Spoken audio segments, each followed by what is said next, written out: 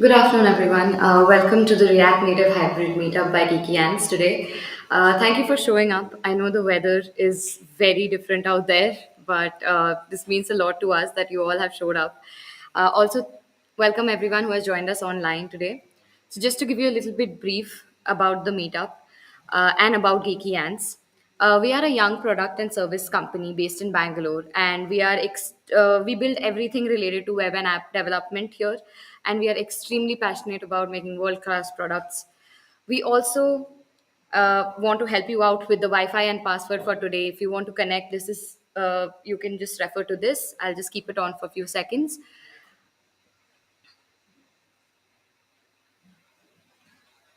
That's me. I'm Adrika Guha. I'm the community manager here.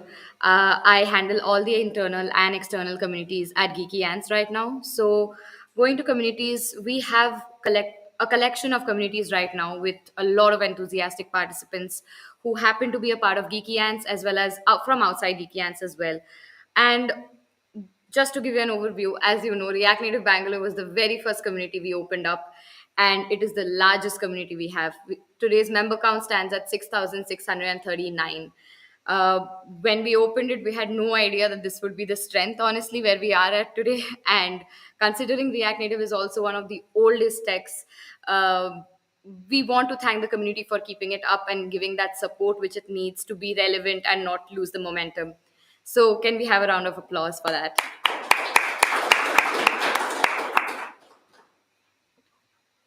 Also, talking about the rest of the communities we have built here at Geeky Ants, we have React Native, we have Flutter, we have Design, we have React, we have Design System, and brand new three communities we opened up, that is QA, Postgres, and R&D. We are coming up with a lot more as well.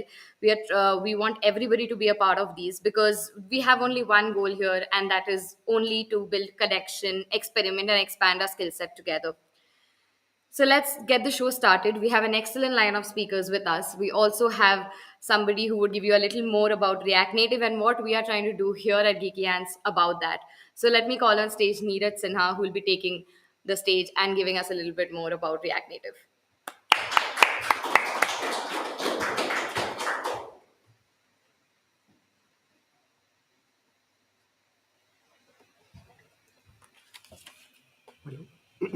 Thanks, Africa.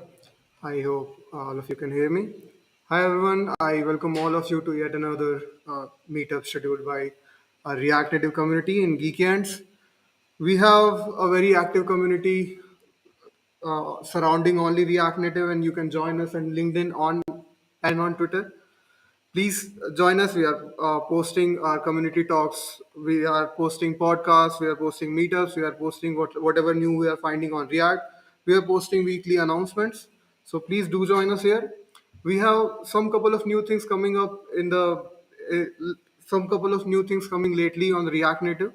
Expo 47 beta is one of them. So last couple of months, we were hearing a lot of comparison between Flutter and React Native, mainly on terms of animation and the smoothness and the bottleneck which would happen because we would need native thread, we would need bridging between them. So I hope all of you already know about the new structure and new architecture of the React and React Native, also about the JSI which would be coming through. So all the complaints about animations we have been listening, the community did listen, and majority of our talks today would be surrounded by React Native Reanimated, a better animation library which would be Skia, and also how to develop your own custom renderer on React Native. We have a bonus talk. We have a bonus talk by Tarun as well. That would be on Expo. I would go through all of them so you can get a idea before we get started with our first speaker. We have Aishwarya, who would be a senior engineer on Nagaro, and she would be speaking about a new version of React Native Reanimated, which was released very recently. Then we have Saurav Gangli, our own React Native developer, who would be speaking about React Native Skia, how helpful that is, how would you be implementing that, and how can you get the same benefits you would be getting on other libraries such as Flutter. We have Nagarajan, who's a tech lead on GoGuardian, He would be speaking on mainly React reconciler and how to create your own custom renderer on React Native. And as I explained before, we have a bonus talk by Tarun Soni. He would be he's a software engineer at GeekyAnts, and he would be speaking all about the Expo ecosystem and the state of Expo right now. He would be speaking about ES. He would be speaking about Expo native modules and all the things that's new to Expo, which which would change your mind to taking Expo as your production build rather than taking React Native in it. So, to get things started, I would invite my first speaker, Aishwarya Shetty. Please come on the stage.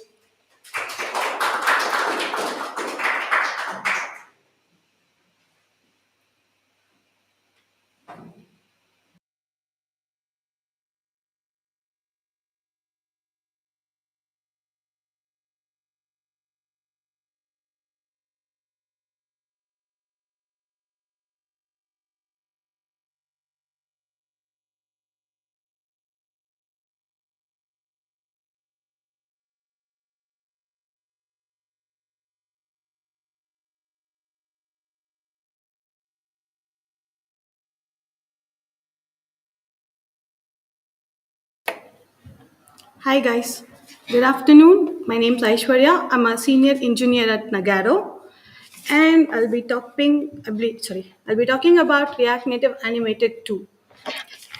So traditionally, the apps were built with basic UI, just a text box, a button.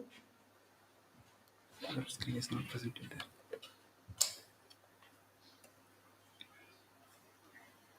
Where is it? Where is screen?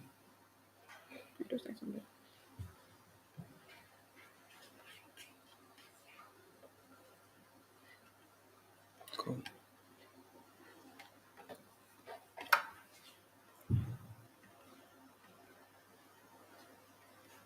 That's why I asked you. Full screen.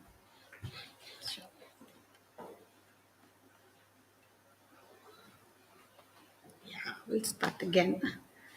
Hi, good afternoon, everyone. My name is Aishwarya Shetty. I'm a senior engineer at Nagaro, and I'll be talking about React Native Reanimated 2.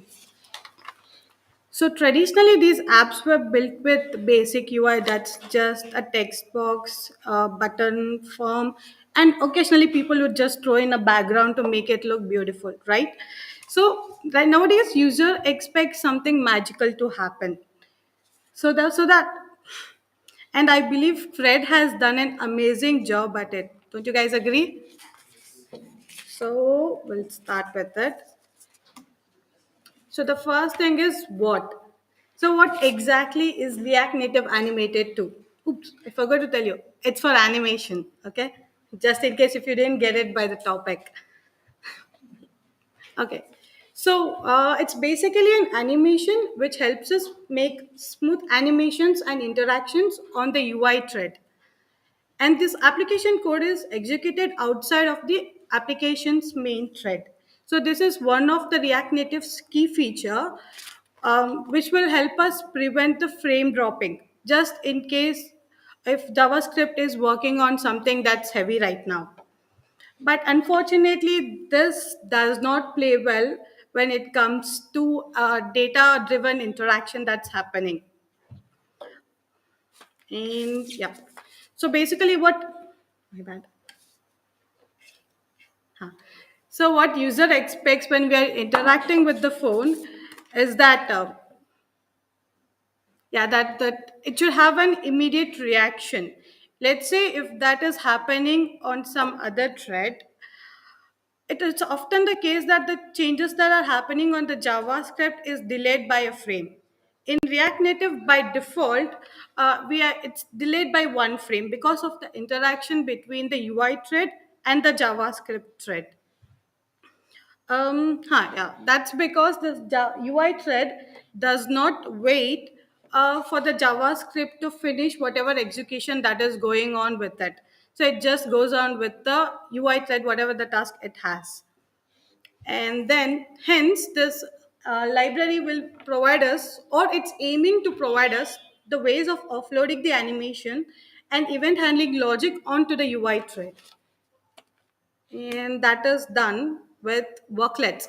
So worklets are basically just pure JavaScript functions, which is basically a small chunk of JavaScript function, which will run whenever there is something happening on the UI. Basically, maybe a view is updating or it is interacting with some of the events that just happen on the UI.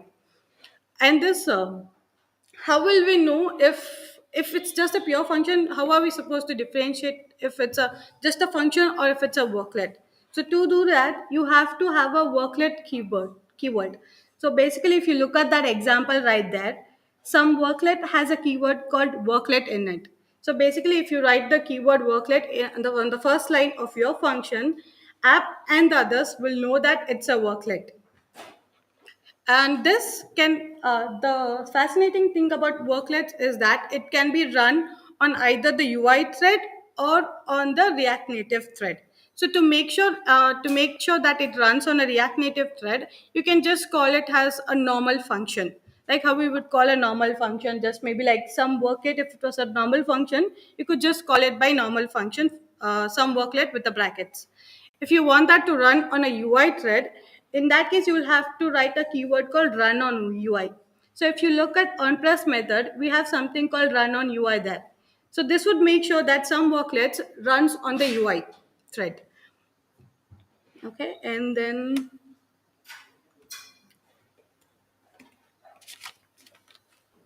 we have some fundamentals that basically are shared values. So shared values second is something that's similar to our previous animated that values.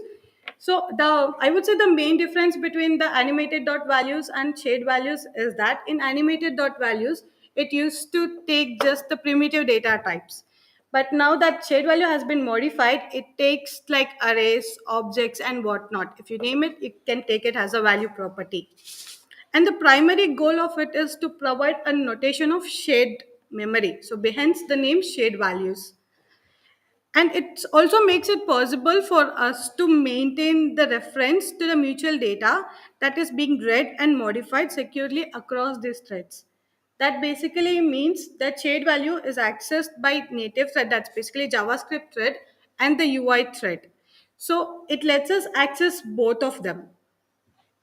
Um, Yeah, and then secure and fast way of accessing shared data across two threads. There is one catch right there. The thing is, shared value was optimized to help UI thread because most of our animation happens on the UI thread. So it is optimized to make sure the data is available immediately. As in, when you make a change to that, the data changes on the UI screen.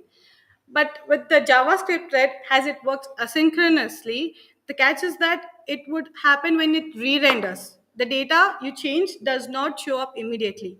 It re-renders. So just like our state in the React Native app where you have a state, you change the state, it's not appears immediately, right? It has to wait for the next re-render to happen.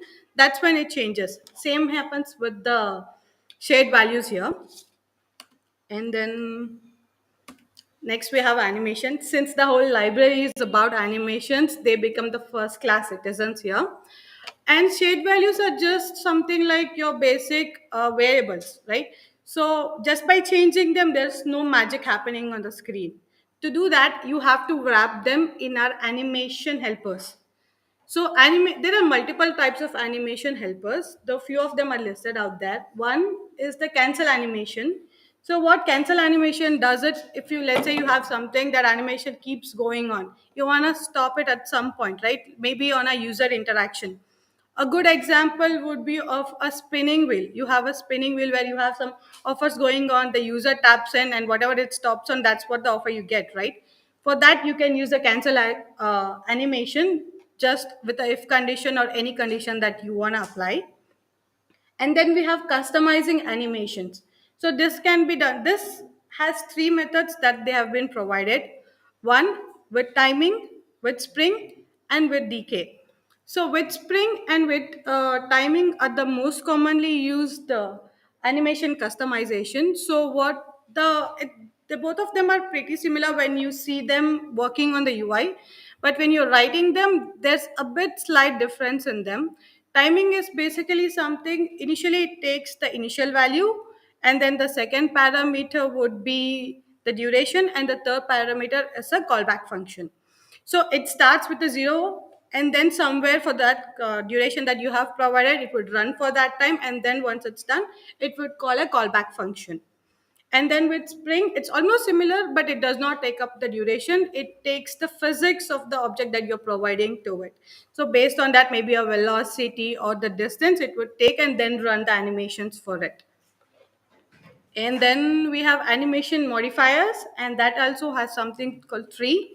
One would be with repeat, with sequence, and with delay. Delay, has the name suggest, it would just delay the animation that's going on. And with repeat is something, you have an animation that you want to repeat. Keep happening. So you would use with repeat, which would oops.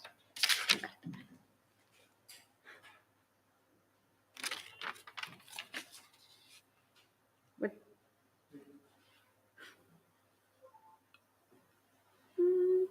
okay.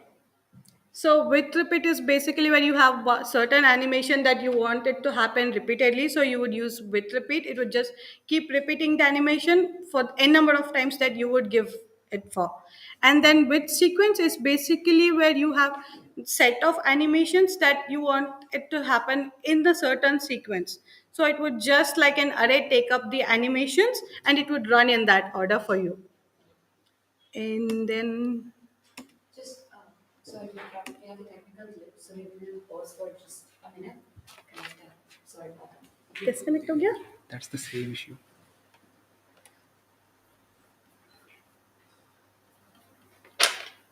Right. Restream. अब तो कहाँ तक गया हूँ? फिर से करना पड़ेगा? No, we can continue from there only. As a presentation. I think this is fine. Just present. Yeah, present. It's not.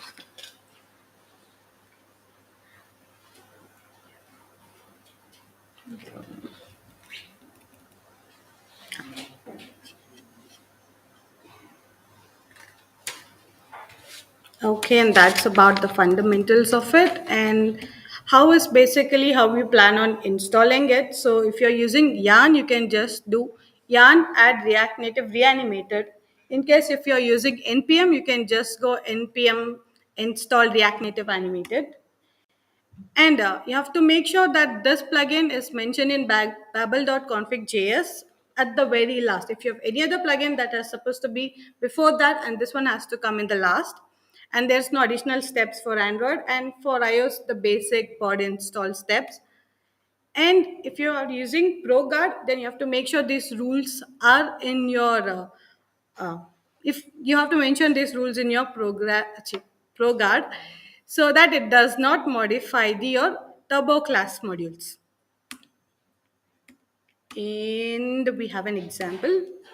So what I'll be explaining with the example is the first one, where we are just fading it out. Basically, we are changing the opacity of it, and then onto the same thing, we will be changing the radius, and then we'll transform it we're going to scale it using the transform, and then we'll be rotating the same thing. Okay, so whatever I've explained so far, I've used almost everything. Use shade, use animated style is basically a hook which is similar to stylesheet.create, where we just put in the animations code into this hook and put them in the style sheet. Okay, so basically we'll have a default size of 100 for the square, and then if we come all the way till the return, we just have one style with a you anything that you're animating. Let's say we are animating the view, we have to make sure animated.view to animate that thing. And it has a basic styling. The size and width is like 100, which becomes a square with a background purple. Reanimated is basically our hook, use animated style there, which just has one thing, opacity. So we are defining progress on the top with using use shared value, which starts with 1. And to access use shared value, you have to use dot value, just like animation dot value. So progress that value, that's the value in our opacity, that's 1. And then in use effect, we are going to use spring and with repeat. Repeat basically repeats it. Since my second parameter is -1, it makes it an infinite loop. It loops unlimitedly. And the third parameter is true. That basically means the reversing of it. Let's say right now we are doing the fade in, fade out thing. So fade in, fade out, fade in, fade out. So it goes in and goes back. For that to happen, one day it's just fade out, fade out, fade out, right? So to make sure that it goes back and in, we use that true. To spring and with repeat, we can just combine these two. You can combine any of the combinations of all the modifiers and customization hooks that's been provided there. So what this will give us is the very first one where it just fades in, fades out. And I just modified this where we all have done is add a border radius, and I'm using the same progress value which is multiplied into the size and by 2. By this I would get the border radius to go in and go out. That's basically increase from 100 to 50, 100 to 50. And here we are gonna make it transform like scale in, scale out. So we'll use one more property called scale that's defined just below the progress. Same method, shared value with value 2. And we're gonna use transform scale. We'll get that value scale dot value. And in use effect, we're using the same repeat method with spring value 1. That's all that is need to be done to get the second one. And finally, the last one was to spin, right? The rotating thing. So in the same code, for the transform, we have put the rotate and we have written a method called handled rotate. Initially, we could have just used that progress.value there, but I wanted to show how we are going to use worklet here. So I've written the function handle rotate, where it has a worklet written and it returns progress.value till our rotate value. Let's say if I don't have a progress there, this would throw us an error. Just because I have the keyword rotate, this is not going to throw us an error because that is part of our animation code. And that's about the example. And the key points basically that what we're supposed to be taking away from here is animation can now run on both UI and JS thread. And this worklet is basically just a pure JavaScript function for animation, nothing much more than a simple writing of a JavaScript function. And then the shade values can be accessed from the UI and the JS thread. And animations have three methods mainly: interrupting updates, that's basically cancel animation; customization is basically with spring, with timing, and with decay; and modifiers are just with sequence, with repeat, and with delay. And the things that are yet to be addressed is that it does not support older version of React Native, and we still do not have full support for turbo modulants, which is not yet public, but still we don't have a support. Remote debugging for JS context, which runs on UI thread, is not currently supported. That basically means you cannot debug worklets for now. And then these objects passed to worklets from React Native don't have a prototype. So basically, we don't have a prototype that would just say like it's an object, an array, or something like that is not yet there for the objects that are passed into those worklets. And with animation, you cannot animate virtual components of a layer. That's basically, you cannot animate nested text boxes. You have text inside a text and inside a text component. That cannot be animated so far. And that's about it. Thank you. And back to host.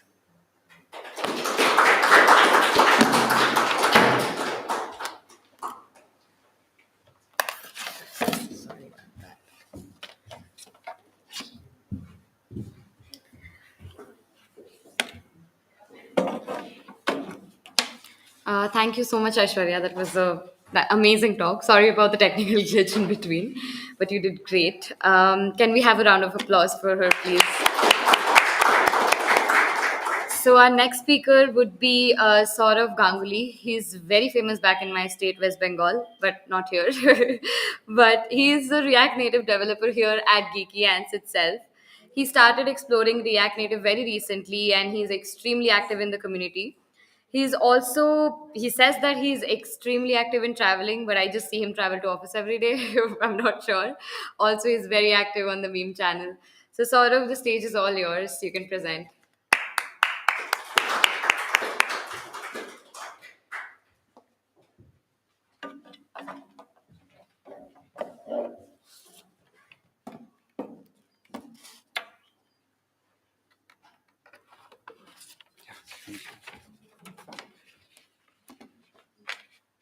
Thank you, Adrika. Uh, Hi, everyone. In one of our recent design system meetups, I met yeah, it's fine. I met a UI UX designer.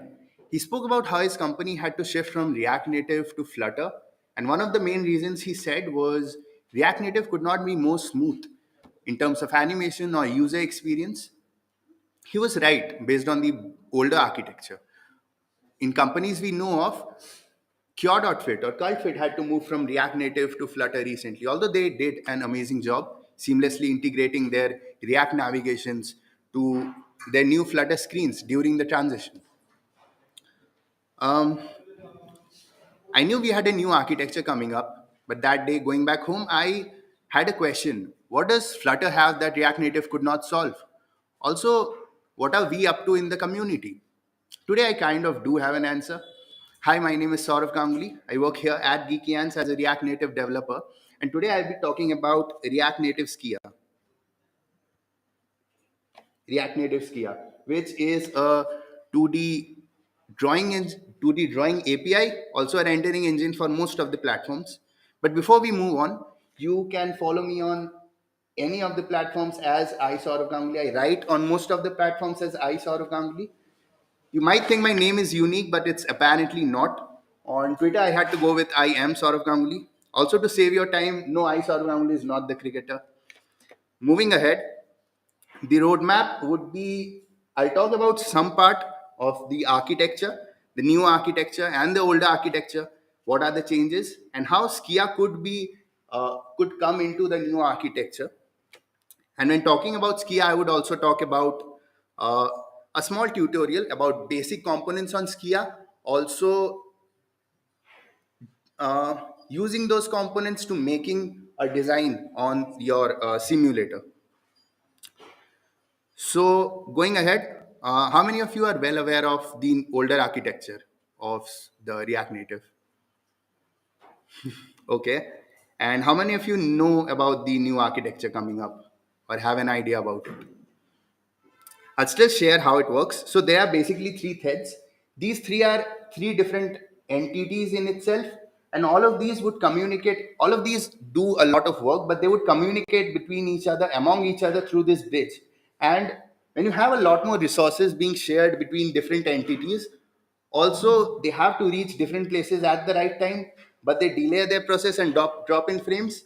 Yes, that's the Bangalore memes, but also our React Native's old architecture. But then, because of this, we had to change the bridge. And the bridge is being replaced by this component, which is the JSI, the fabric, and the turbo modules.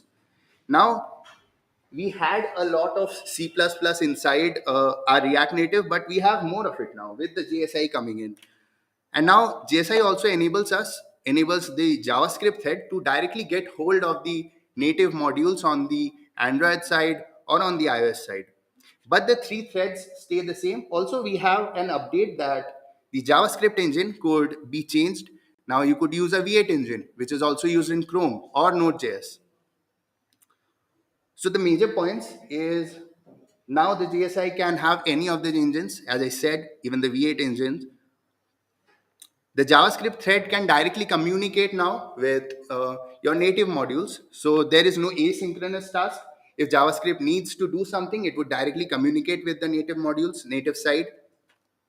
Also, because now it is directly communicating, we don't need a JSON message to be sent from one point to the other. That makes a lot of things faster, and that's when Skia comes in. I read this on one of the articles that because now we have more of C++, we could actually expand the ecosystem to smart TVs and watches. So I was talking about CureFit.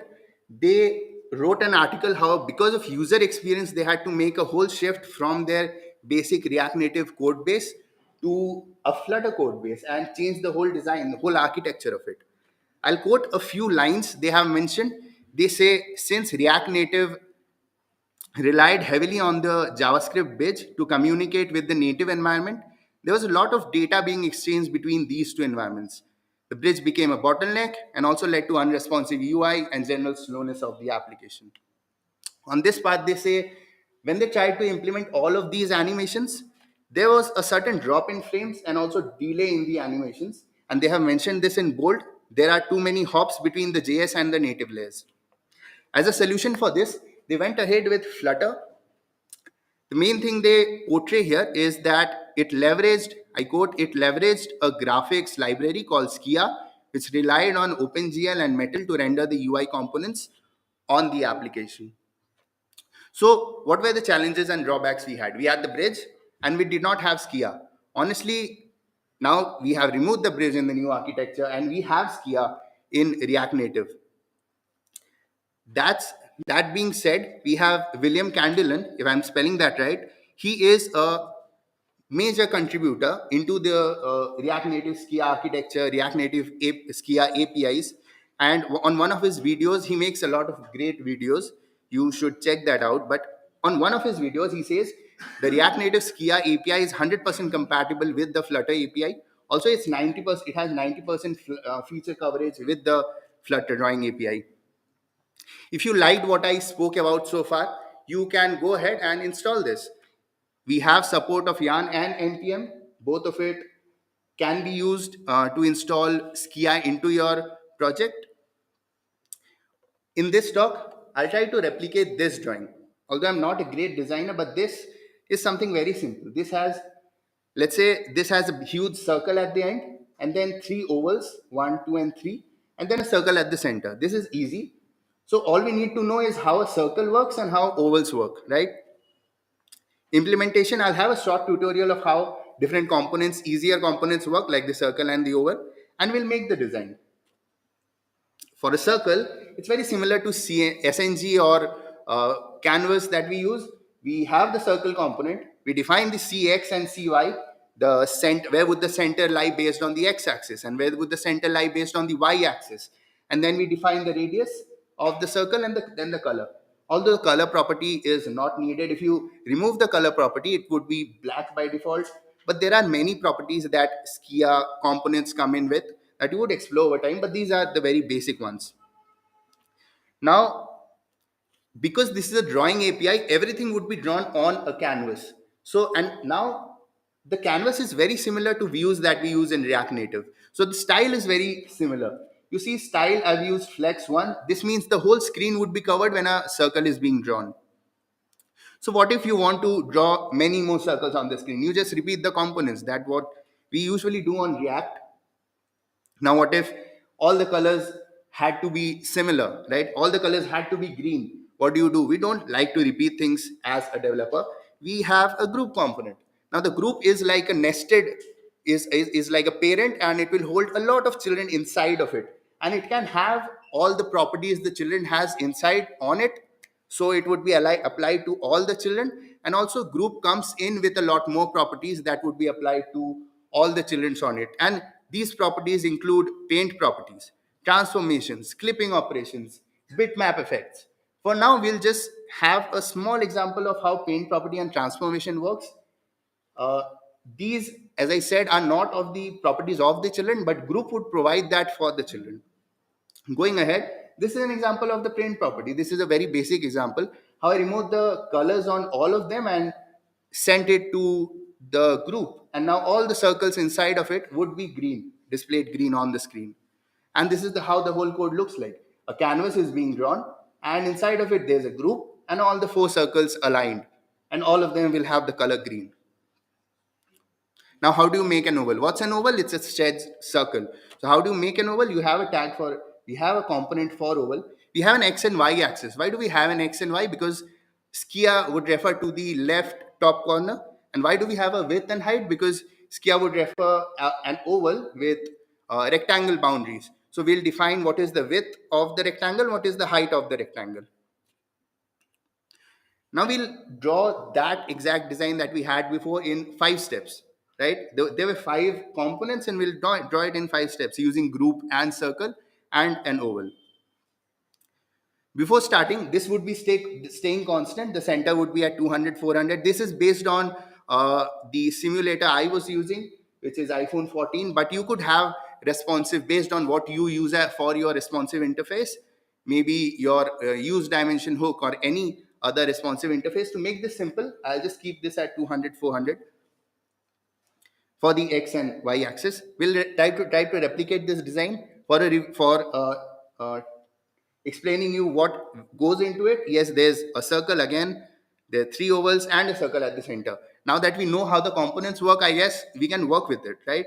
So this is how the circle looks like. There's a center. Now because we used center as an object, we can actually initialize it in C, the radius, the color, and there's opacity. I accidentally stumbled upon opacity. So a lot of components, a lot of properties that we use in React Native could be applied on our Skia components. This is oval. I have defined the width to be 200. The height is lesser than the width. So this is an oval, let's say at 0 degree. So the next component has group. And as I said, group has a transform property, right? So this transform property would help it rotate to a certain angle. How much would I rotate it? Let's say a 60 degrees. I rotate it a 60 degrees. The origin has to be center. Why? Because this could be, you could actually rotate your image based on any axis. So it could be on any axis and you can rotate the image. Let's say for now, I'll rotate it based on the center. The oval is similar to the first one and the second one. And for the third image, for the third oval, you would go from 0 degree. First was at 0 degree. The second was at 60 degree. The third could be at 120 degree. But you could achieve something similar if you go from 0 to negative 60 degree. So I went something like minus math.pi by 3. That had a similar effect. And then the smaller circle at the center. And we are done. That's the image that we wanted to display, right?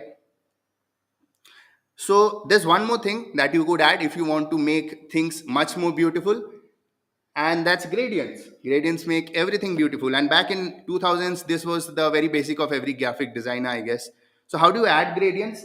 That ideally, I added a gradient component at the parent group, and I say where the center would be and what the colors would be, from which color to which color it has to transform. So now there could be many other gradients you could use. I have used sweep gradients. There's radial, linear. For sweep gradients, it's mostly they have an axis and the color blends from one color to the other around like a circle. And when you apply this, this is the output that you get. All the circles that you see have the gradients being applied on it, and it looks great actually. And this was a very simple example of how things work in general, but you can explore a lot more, right? You can get onto Twitter and you can search for React Native Skia. You'll explore how there are many people experimenting on React Native Skia. Actually have had that open. Okay. Okay, no, I guess not. Okay, so you can have a lot more projects to be seen on React Native Skia, and one of it was this one, which was shared also by a CEO. It shows how amazing and real this rope looks like. It looks like it's a 2D rope, but looks like a 3D with gravity and all of it applied on it, with physics applied on it. This looks amazing. That is done seamlessly with React Native Skia. Even can be done on a lower end devices. And there are many projects that people share on Twitter that I have come across. This one, and also there are also that. Okay, that's me. Also, there are many other projects. Also, I wanted to show William somewhere if he has posted something. Okay, that's William. He's one of the major contributors into the library, and he posts a lot of things randomly, and these are exciting to look at. Coming back to the presentation. So yeah, you could explore a lot of things. We saw this one. So if you like what I came across, what I told you, what this could be done, what things can be done with Skia and how Skia is good for our React Native environments, you can read more about it. And these are things that I would like to share. You could read about React Native, construct app, layouts, the curl fit article, and why the new architecture. If you want to know why do we need a new architecture, even like I gave a very small introduction of it. So if you would to like to read, also this is a great article by Athar Patel which says deep dive into React Native's new architecture. Also, if you like videos more, you could go to these interviews of Nicola Cotti, who is one of the developers in Meta, and he is working on React Native right now. He talks about how what the new architecture is about and what it promises to be. Also, the Skia interview with Christian Fallets, who is also a major contributor into the Skia API, and he also talks about something similar about what Skia would be in the future. Obviously, we have William at the end. He makes great videos on animation and what animations and drawings you could do with Skia uh, in on his channel. Thank you so much. That was my time. I had a great time explaining you what Skia could be and what you could explore with Skia and why uh, shifting a whole code base would not be a great idea at this point. Now that we have removed the bridge and we have Skia implemented, if you would like to explore more articles I read on, you can scan this QR code and I would be open to questions. Thank you so much. Yeah, please. How does the new architecture fit in with Skia? Like, where does Skia implement it? It's pretty much a drawing library or something. Yeah, Like, it's pretty yeah. much similar to React Native Reanimated too, like what I've seen from you. How does React Native Reanimated 2 has also been implemented on the new architecture. So why I showed you the architecture? Why did not I just show you the Skia? Because of the levels of abstraction, right? Because you wouldn't see that as a developer that there are any major changes. But actually the whole architecture has changed. That makes the animation a lot more faster than before, right? But before that, why Skia was not there in React Native? Why it was only in Flutter? Because the Flutter architecture was different. Now we do not have three different identities connecting with each other through the single bridge, two-way sending messages back and forth. Now we have a synchronous message. Now we have a synchronous UI and an architecture where your UI will be prioritized before the JS thread is working on different calculations. Let's say. that's still optional, right? For those who are not enabling the new architecture, Skia won't work for them. I guess the Skia I talked about right now has been implemented on the new architecture. It also uses a lot of C++, which was used for the JSI modules. Like that's still being optional for React Native work. Like you can enable it and disable it, right? From React Native itself. Whether you want to opt in for the new architecture in 0.73. So if you don't enable it, so Skia won't be like we can't use Skia also. Like that's my I am not sure about that okay. for sure. Yeah, but I only tested it with the latest ones, so that it could be so with the new architecture coming in and the Skia being made on it. Now I tested it that it could also be run on the lower end devices, because before it, when I used it, it could not be run on lower end devices or smaller screen devices. Yeah. Any more questions? Anything else?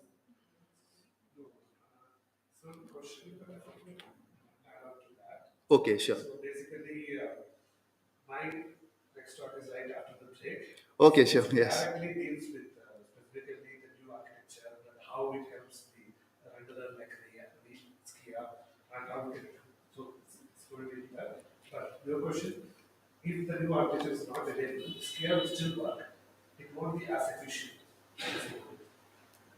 Yeah, we can use the library, but yeah, this because we still have the problem of sending message from one point to other, so it doesn't make sense to me. So yeah, the new architecture would just make it better to use the Skia library, because now it's just similar to the Canvas and SNG you use, just with a different layer on it, right? So you will have the old architecture, then you could use Canvas or SNG on it, but now you are using Skia, so they're more level. You are adding to the older architecture to make it more slower, so that doesn't make more sense. Yeah, thank you so much. I guess that's it. Thank you so much.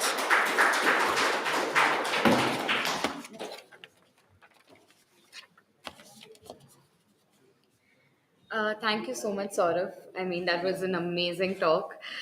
Also, you did explore a very new side to it, not just the typical, what we go to YouTube and just be like, yeah, this is all we need to know. So, thanks for that. Also, we have a short break now for 20 minutes. We'll be back after that. So, we have a couple of refreshments out there for you. Please help yourself. And those who are watching us online, feel free to go get a cup of coffee and join us back again in the next 15 minutes. Thank you.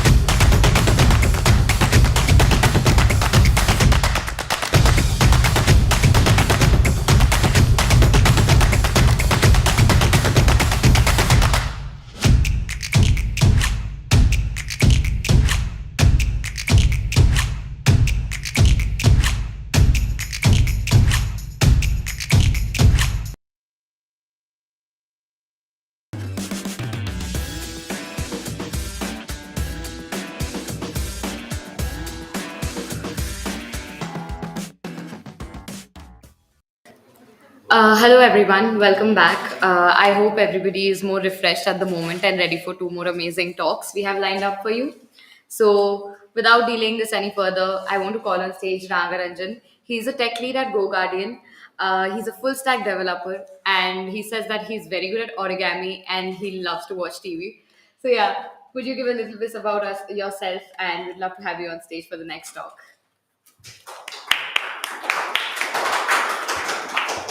Okay, I guess. Let me check.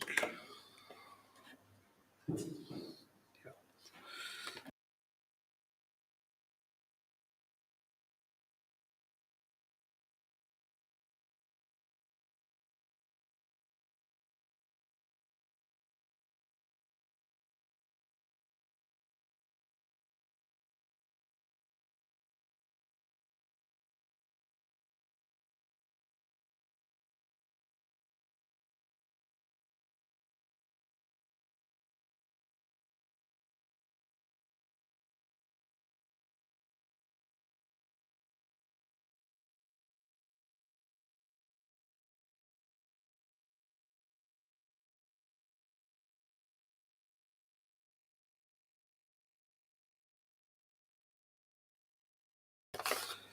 Let's go over the rules. At some point during the presentation, I would be asking some question. If anybody can answer it and I find the answer correct, a chocolate would be given. So it will be in this order. First, for first answer this, next two, then next two. Okay, let's start with the custom renderer for React Native. So the topic I'm going to talk about. This is not something you. Oh, okay. Let me check. Okay.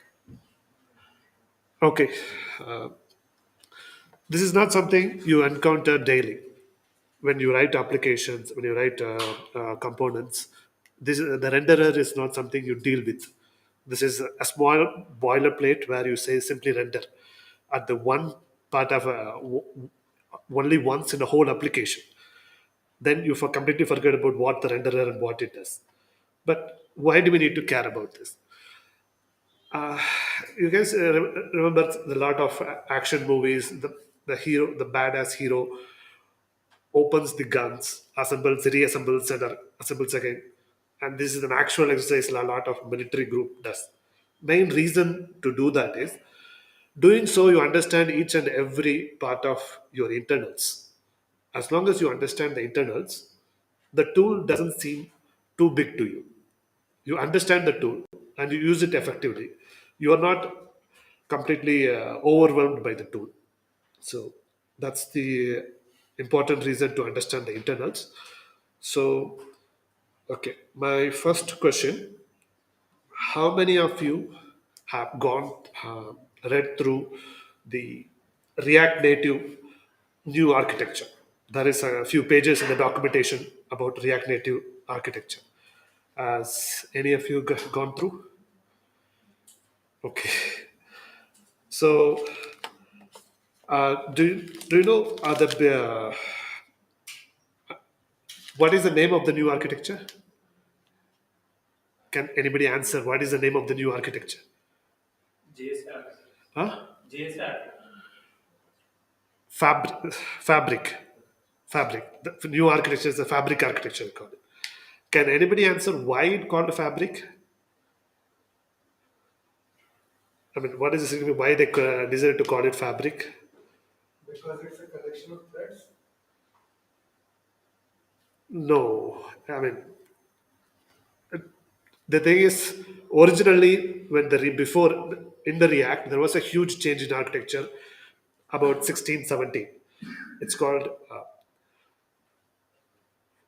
fiber architecture. A fiber architecture. So fiber is a one which worked on the renderer, and with that enables us to improve more. That is the new architecture. It's a fabric. So you with the fiber you make the fabric. So that was the reason it's called fabric. Okay. Okay, so we will go into. Okay, I think we skipped the slide. Okay, we will go into that and uh, introduction about me. I'm Nagarajan. Here, I'm supposed to change it to my profile picture, but when the template came with this tiger picture, I thought, okay, this looks much better. Even if I put my picture, it's not going to look better. So I kept it.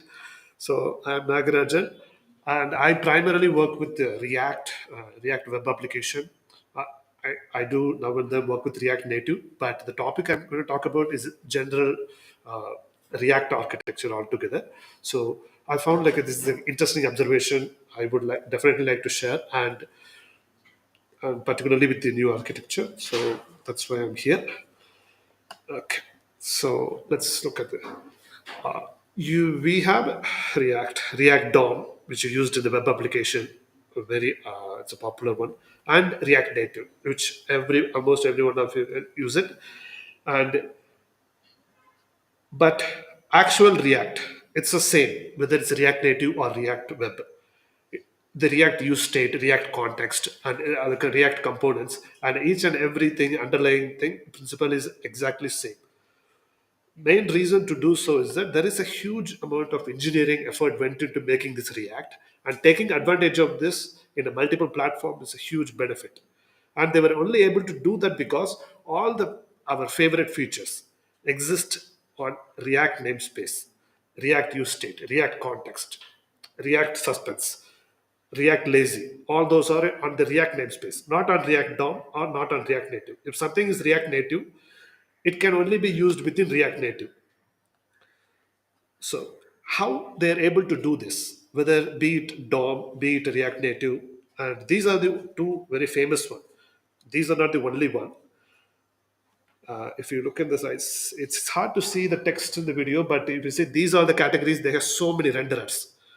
The two renderer which available famous, even like another the meta, which virtual reality, all those things are actually there is a React renderer for it, artificial. So to get that augmented reality, virtual reality, and 3D games, and so many categories, we have a React renderers for it. This is a very how is that possible? It's not something very hard to do. If you decide to write your own renderer, like React Web or React Native, if you want to write something on your own, it's not that hard to do it actually.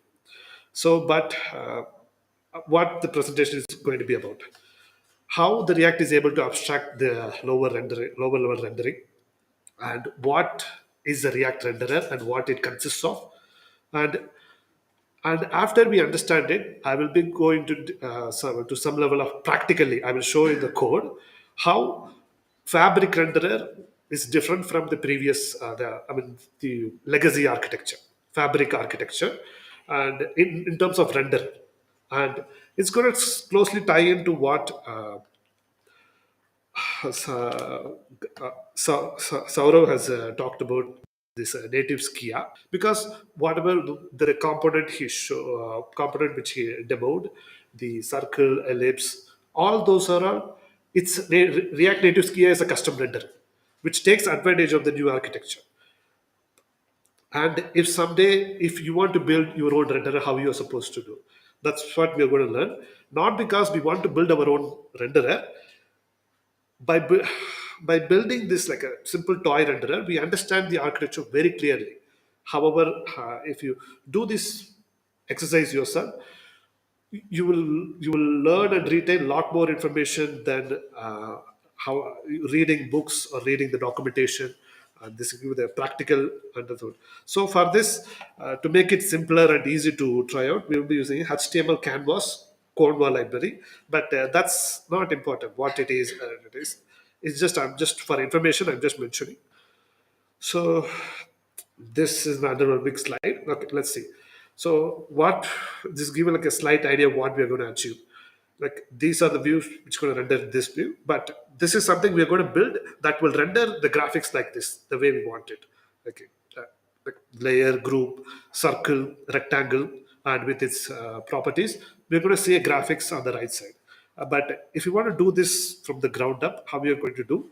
It's not that hard actually. It's very simple. Okay, it will be possible. This package, this is a coming officially from React, but this is not properly. This is somewhat like very sparsely documented. It's not very well documented and it's not very well supported. It's not stable. What that means is between each versions, there is no guarantee whatever the method you use in the previous version will be available in the next version. But that is not important. The lower level details is not important because I've been using this library for 4 years. Now and then you have to change some methods to make it work. But it is a very simple, straightforward library. So it does not give you a proper API, but if you understand its philosophy and its overall vibe, you will understand how to use it. So that we will be looking into it. Okay, so when I say a renderer, a React DOM renderer or React Native renderer, there are a few things we need to keep in mind. How do you make a renderer? A renderer is made with something called host config. I mean, we are calling it host config. I mean, most people call it, there even React Circle, it's called a host config, plus reconciler, that is a third party package as I mentioned, plus platform host implementation. That is, how do you create a native component, a JavaScript code or some other code which will actually create work with the native code. And host, when I say it's a host or platform host here, for React Native, it is the Android, iOS, that code. For web, it's the web DOM JS code. And reconciler is the third party reconciler. Host config, we're going to see in detail what is the host config here. Okay. Before we go further, so a component, whenever we write a component, we deal with a lifecycle methods like this: mount, unmount, update. Now we use hooks to handle these life cycles, but still the life cycle is still there. Imagine if you are writing a renderer itself. Say in case of in our example, we are going to write a renderer for a graphics component, graphics, a rectangle, circle, a line, drawing. So in order to render those, and it will have some grouping and all those things there. You have to deal with the right side. I mentioned all the important life cycle that your renderer item is going to have. You have to create the circle first. Then you have to insert the circle or append the circle somewhere. There is a small difference between insertion and append. Append means you just append at the last, but insertion means you need to put it in the correct position. Then diffing the props between updates. Whenever a prop changes, say you are change the outline, you need to change only the outline. The rest of the things you have to leave it as it is. Then updating the native host item based on the changing props, basically. So identifying what are the props changed and how do you update that. Then you have to, when those drawings are no longer in the tree, you need to remove it. Then if you have a group, when elements are added to it, then remove it, you need to handle all those things. So for a component, you define this life cycle either in the class component or use effect. You write the methods for these things. For render, for item, you need to deal with all these things. So that's the typical way to do it. So I'm going to show a code. Don't be overwhelmed about the code. Like based on the availability of time, I can go through each and every one of them. But important thing to notice is, as I mentioned in the previous slide, renderer is nothing but host config plus reconciler plus platform host implementation. So we're going to see the host config, reconciler, platform host here. So this is the host config. Host config is nothing but an object with a bunch of methods. So you see here, is the text visible at the last row? Uh, is the text visible? Okay, now you get the dairy milk. So whoever said that, can somebody pass it? Oh, sorry. Okay. So here, if it's notice the host config, you have the bunch of the object, one object with a bunch of methods. This is what a host config is. Then the reconciler is configured with your host config. Then you create your render methods and unmount methods. This presentation and all the code will be available. I will be posting this. So this is actually, you can see the code in detail, but so this is a this is what actually creates the render. And I created a component which wraps your whole renderer inside another component. So anything inside this component will be using a different renderer. So how we are going to, yeah, so we will be seeing the detail about the host configs right after make a small differentiation.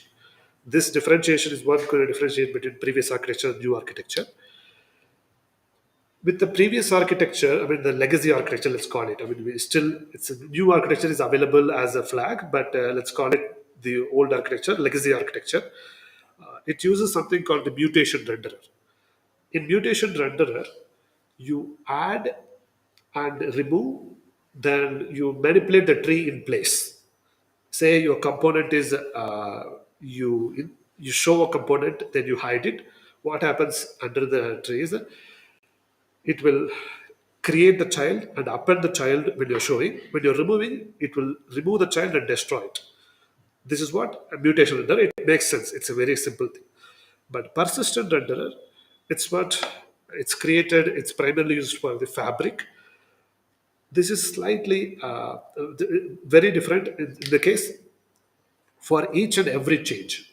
Say you update a property or you remove something in the tree.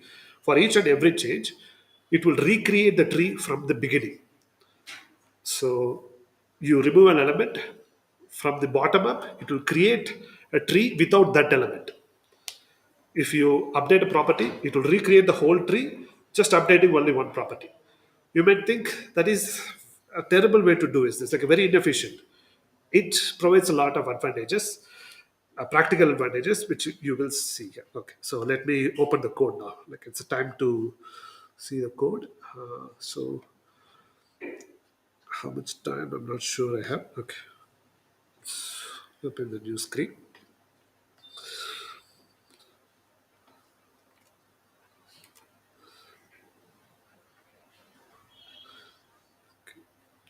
Control.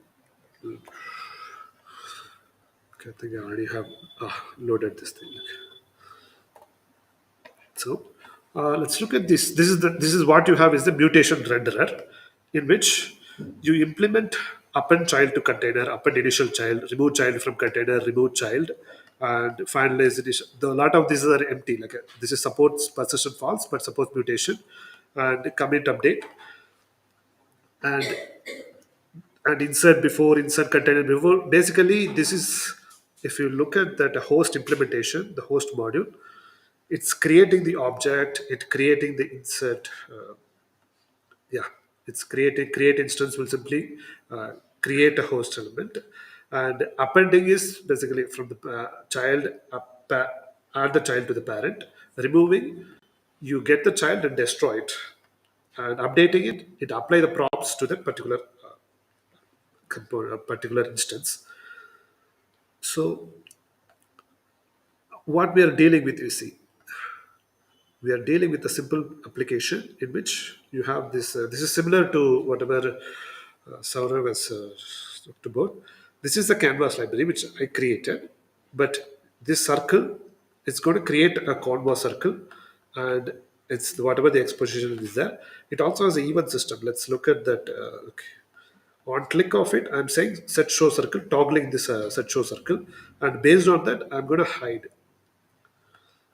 showing and hiding this one. If you look at it, this is actually the whole thing is a canvas. Yeah, it's even much more easy to prove. Save images. This whole thing is an image actually. So, but so this is how the currently it's rendered mutation.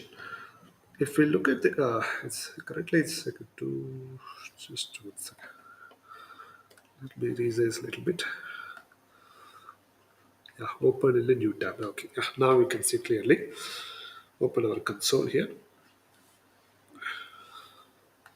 Okay. So at the moment, if you see here, create instance. It's a new group is created, a rectangle is created, and regular polygon. This is a regular polygon is created. The layer is created. Then on the layer, we are appending the group. Yeah, basically adding the layer to the on the layer. We are adding the rectangle. Then onto the layer, we are appending the regular polygon. Then appending all this to the container. So this is the process it's happening. Now, what happens when I toggle those circles? Let's clear this. Okay.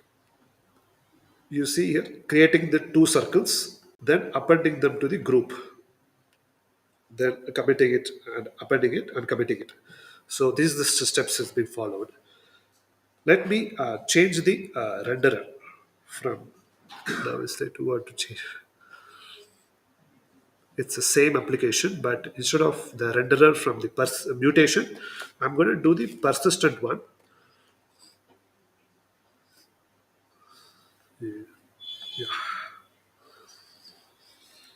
Application is going to behave the same way. Now, it's still create instance, append initial child, nothing changed in the initial stages. Okay, now there is a small props update is changed, so it's recreating. So when two circles is created, basically you see the recreating, lot of recreating. So what happens is that when the persistent mode is enabled, each and every element of the tree is recreated. Then it's recreated while your rendered item is still rendered on the screen. It's recreated separately. It's recreated separately, and one important thing we have to note here is that replace container children. So so at the last stage, while your actual active tree is rendered on the screen, just on the outside of your normal render cycle, you create the new tree you're supposed to create.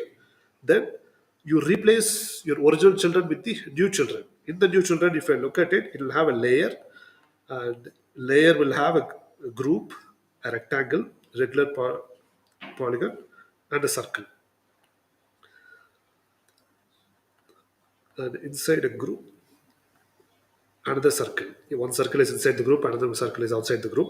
So that's the biggest advantage is with the new architecture, with the persistent renderer. With the persistent renderer, it may seem like inefficient, but if you read the documentation mentioned in the React Native, it doesn't actually create actual native nodes. It creates something called shadow nodes. With the shadow nodes, it's basically a representation of your tree. For each change, it creates the new tree, and the new tree will be the responsible of the fabric to create this new UI file.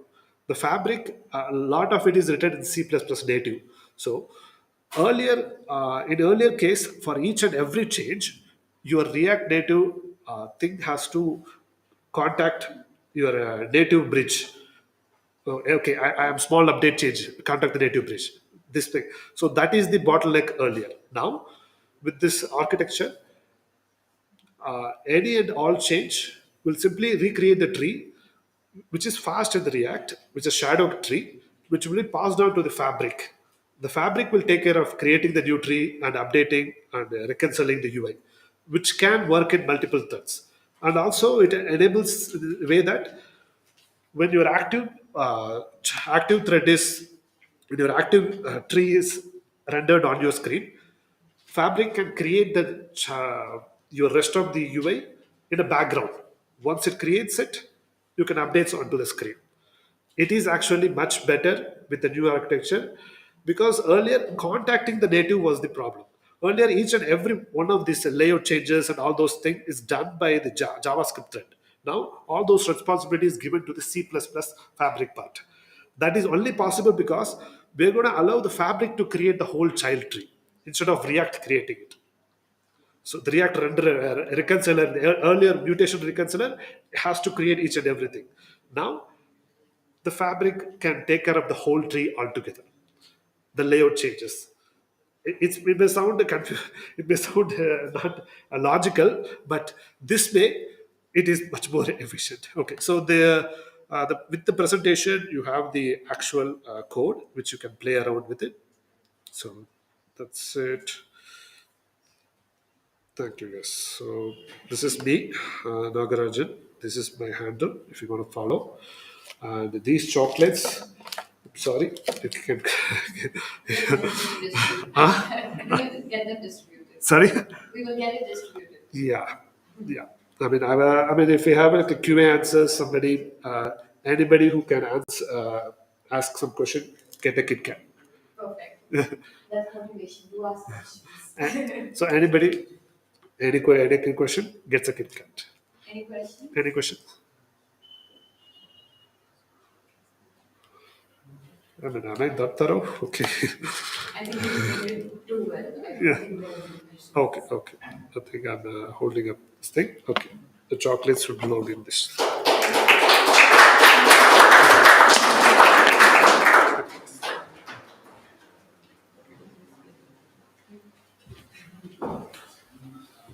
All right, thank you so much, Nagarajan. Thank you for the chocolates. I'll get them distributed for sure. Also, we have the last talk of the day that would be presented by Tarun Soni. He works here at GeekyAnts for 1.5 years now. We all know him. He's very famous. And he says that he breaks and builds mobile apps and Web3 apps. So the stage is all yours, Tarun. You can go ahead and present. Can we have a round of applause for Tarun, please?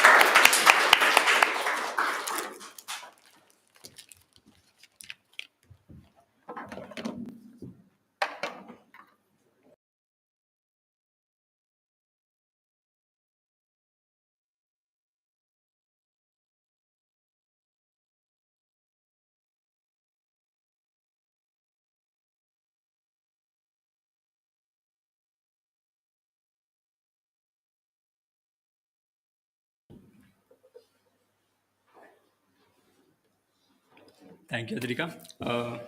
Hi, I'm Tarun. I work here as a software engineer at GeekyAnts, and I'll be speaking about Expo ecosystem in 2022 and the whole ecosystem and what are the differences like choosing Expo CLI and React Native CLI. So yeah, that's me, and this is my Twitter handle. You can hit a follow there, and let's start with the topic. Starting with why the discussion in the first place, right? So we have like two routes generally: one to go with Expo CLI way, or to go with the bare React Native way, that is React Native CLI. So earlier we used to like go with React Native CLI first because of few issues in Expo. There were like major issues that made us choose React Native CLI over Expo CLI. Few of them were the the first one was lack of native module support. That was the biggest one, I guess, and Expo CLI lacked React Native, native modules, which led us to use React Native CLI as a first preference. uh, yeah, so that was the first major one. Second one was Expo eject was like not so easy, so we stick to React Native CLI, right? And earlier also the file system API or the Bluetooth module API, those were like finicky and were not supported quite actively. So this made us choose React Native CLI over Expo CLI. But right now in 2022, it's changing and it's changing drastically. So let's have a look. So here are new things by Expo, and let's go through them one by one. One of the biggest one is Expo router, and I'm most excited about this. The next one is I'll go deep down into the package ecosystem.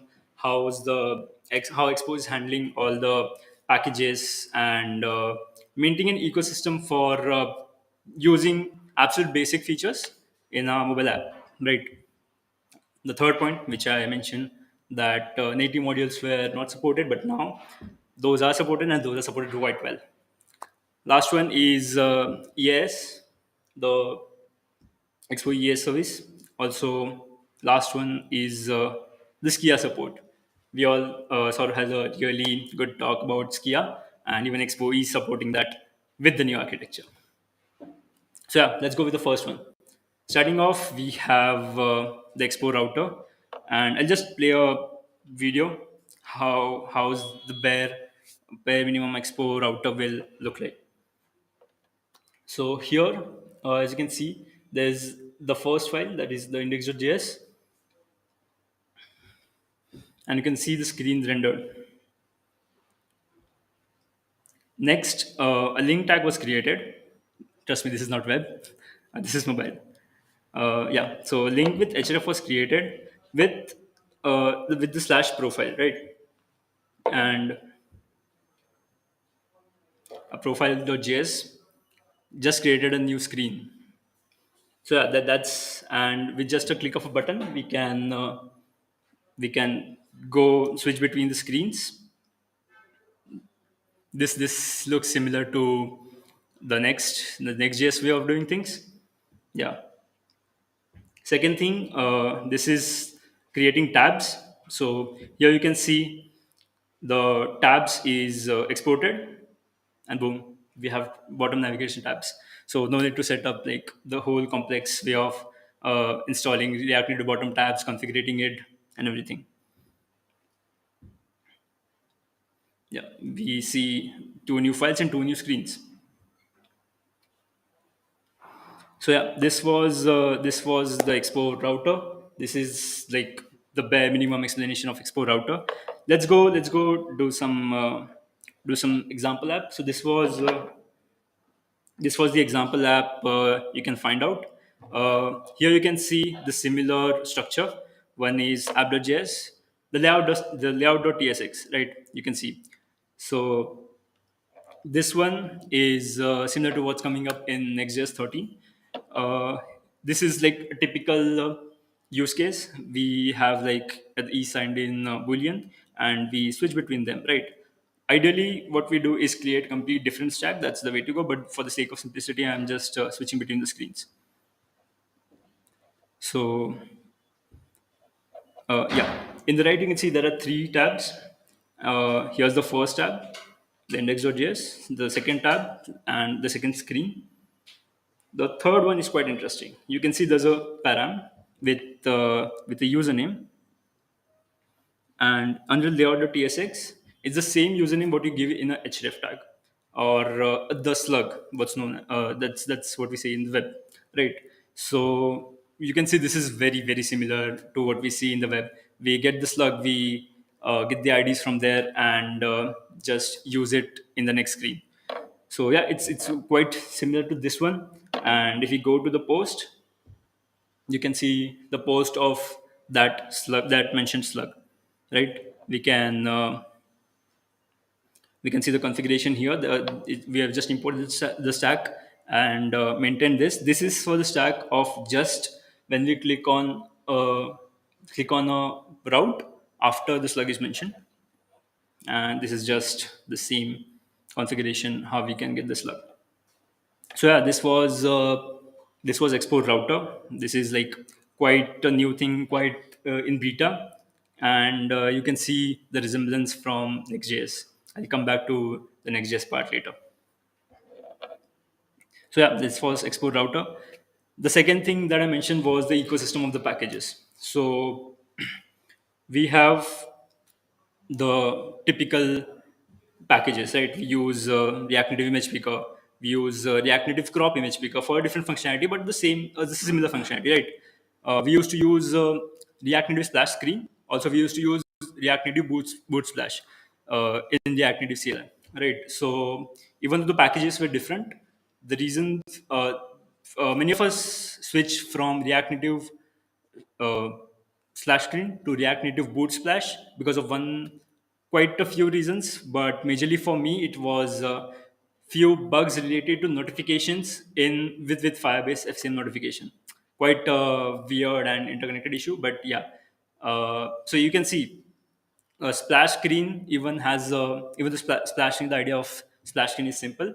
We can see how complex it can get, and as a developer we have to keep choosing between the packages, right?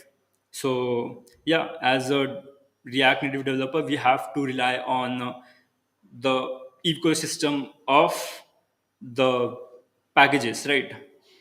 Ecosystem of the open source packages, where we have to rely on them and we have to rely heavily on them.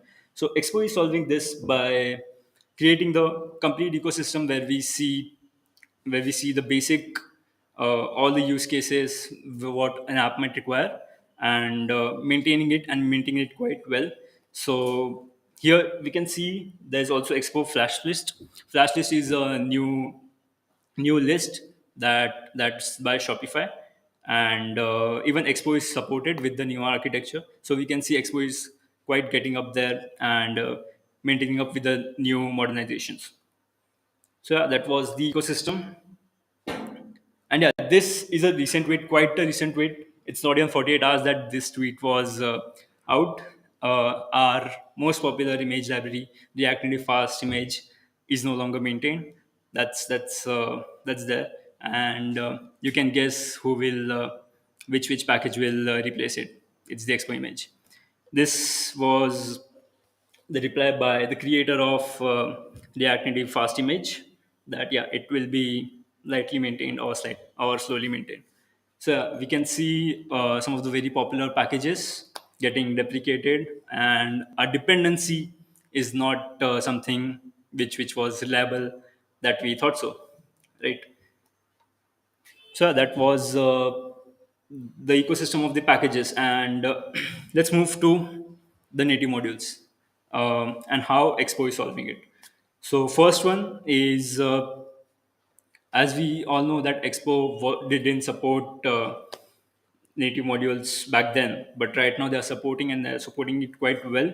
So the V1 was shipped with Expo 47, and if we can just create our modules with that will create Swift and Kotlin libraries, and we can just plug and play it into our Expo or React Native app, right?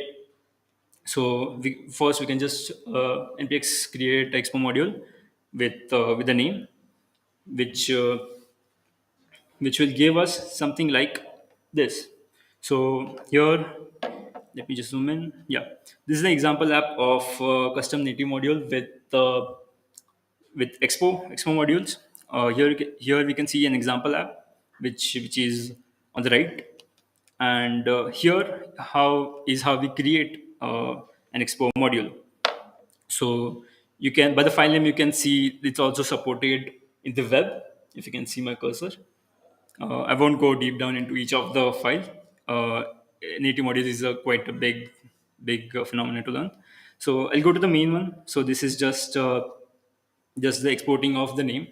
That is my module, and we can see we have two functions. One is just hello, and other one is an async listener, which will listen in on change, right? So here you can see that this is written in Swift, and we can change here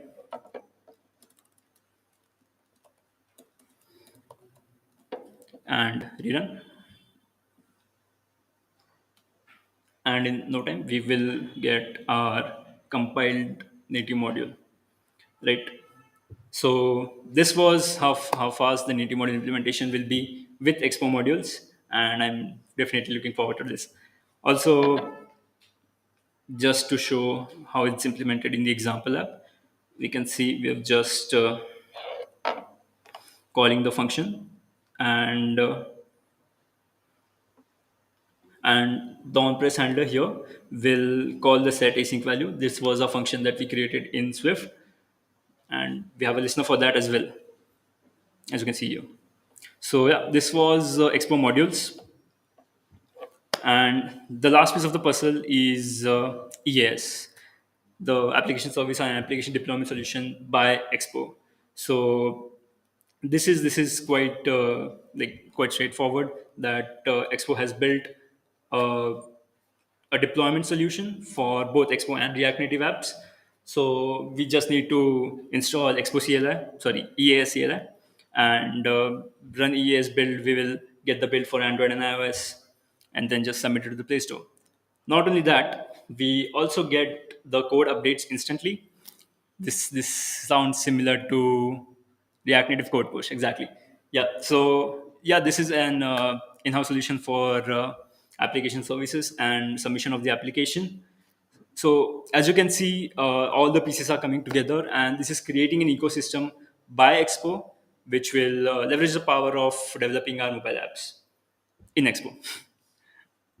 So yeah, let me come to this topic of creating a single code base for a cross platform development.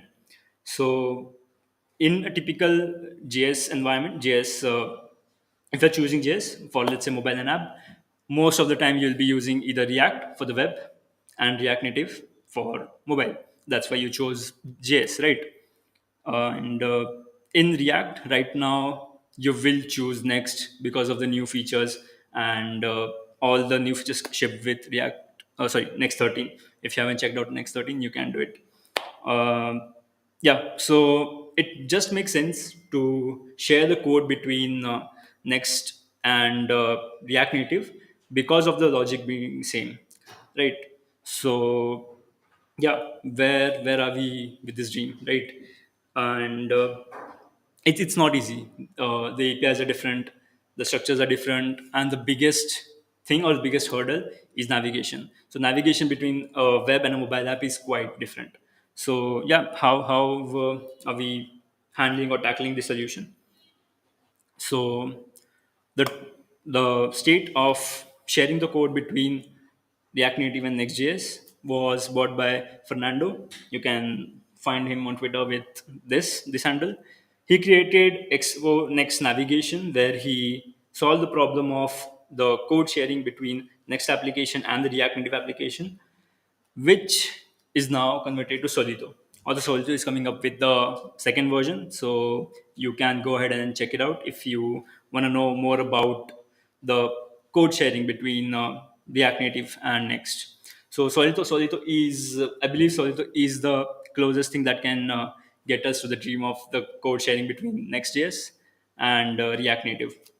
A bit about Solito, it uses like Expo and shares all the code and handles the similar things, let's say navigation. So it also handles in both the mobile side and the website. So yeah, Solito is here, and it looks quite promising, or maybe something new. So even Solito is something which is very very new. It's definitely something to try, and maybe something new might come up which might be even better than this, or which uses a newer approach, or which maybe enhances the developer experience. So yeah, let's wait what's coming new in this segment. And lastly, while we're on the topic of the ecosystem, and the typical question comes, when should we use Expo? Like, even we consider using Expo over React Native CLI in 2022? In short, the answer will be yes, but yeah, there's a but in there. So for if you have a application that requires many external SDK to use, there are uh, many SDKs that you need. So, for example, there are many native modules that will be required in your app. So, in that case, just take a step back and consider in both the scenarios which one will give you the best experience and the best uh, output. So yeah, the Expo ecosystem looks good in 2022 and beyond. So also one last thing, as I said, Expo is quite mature, and yes, there are production ready apps made in. Yeah, you might have seen this logo. This is like quite a popular website or a web app maybe, and this was recently released a few months back, and it's entirely made in Expo. You can see it wasn't a a complex or wasn't a simple app, right? It's not just listing out screens, few screens, and that it was generating code. It was also compiling all those codes, and yep. So Repellent was made entirely in Expo, and with that, I'll just end. And thank you.